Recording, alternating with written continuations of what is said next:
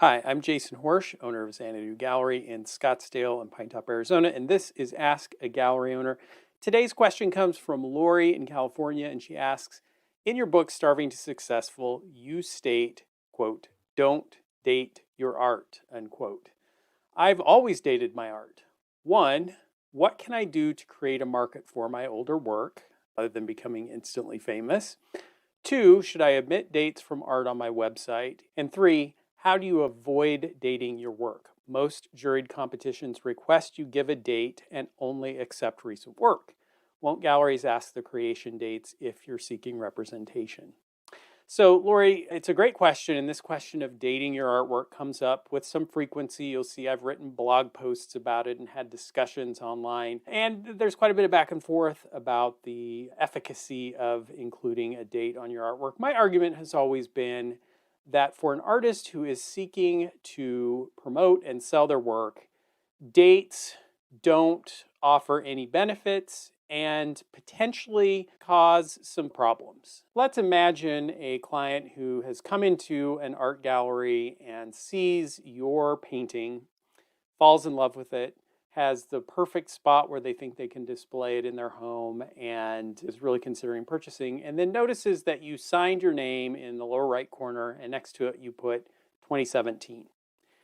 And now the client may say, they won't always, but they may say to themselves, wait a minute, 2017, I like this piece of art, but it's been around for quite a while now. Why hasn't it sold? What's wrong with it? And like I say, that's not always going to happen, but that potential pitfall is enough that I just don't see any benefit to including the date that outweighs that pitfall.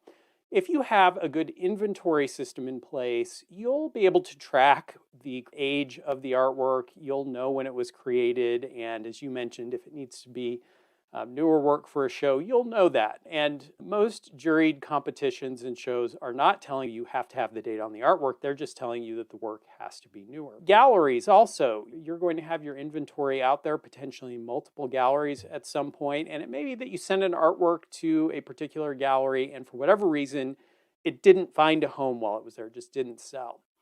And maybe it was there for a year or two. And for an artist who doesn't have a date on the artwork, what to do with that artwork after it's time to move on to another location is fairly simple. They just rotated it into another gallery, and for that new gallery, it is a fresh piece of artwork. They've not had it before, they might not have seen it before. If there's no date on it, they have no really reason to think about how old it might or might not be. And I can tell you that our gallery has sold many works of art that have come to us from our artists in that way. It was rotated out of some other location where it didn't find a home. And we've often been fortunate enough to place that artwork after it's come to us. And for an artist who's not dating their work, those questions that you ask, what can I do with older work? I can move it on to other venues. Should I omit dates from my website? Yeah, what benefit are they serving there? Now, there are arguments that can be made. For example, on my blog, I have a back and forth between myself and a museum curator who argues that dates help keep track of work. But again, my suggestion is for those of us who are working to market, promote, and sell our work today, those considerations come down the line. And again, if we have good record keeping in place, inventory numbers on the artwork, a curator in some future museum, once you've become wildly famous, will be able to figure out when the work was created and employ their expertise to provide a provenance for that work. And I just don't see the benefit then of having the date on the artwork itself.